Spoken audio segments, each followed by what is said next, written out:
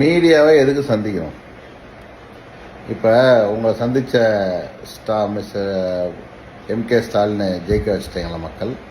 இல்லை உங்களை சந்திச்சுட்டே இந்த எடப்பாடி பழனிசாமி அவர்களை மக்கள் ஜெயிக்க வச்சாங்களா? இல்லை உங்களை ஓயாமல் சந்திச்சுட்டு இருக்க எங்கள் அண்ணன் சீமான் அவர்களை இந்த மக்கள் ஜெயிக்க வச்சாங்களா? உங்களை சந்திக்காமையே இருந்த எங்கள் தங்க தலைவர் மாண்புமிகு முதலமைச்சர் விஜய் ஜெயிக்க வச்சுருக்காங்க மக்கள். அப்போ என்ன அர்த்தம்?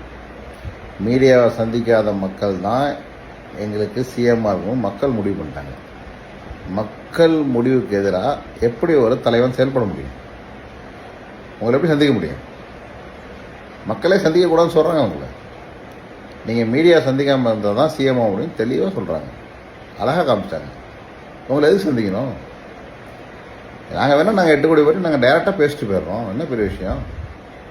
நாங்கள் நேரில் பேசுகிறோம், நாங்கள் யூடியூப்பில் பேசுகிறோம், நாங்கள் ரீச் ஆகிக்கிறோம். அது எங்கே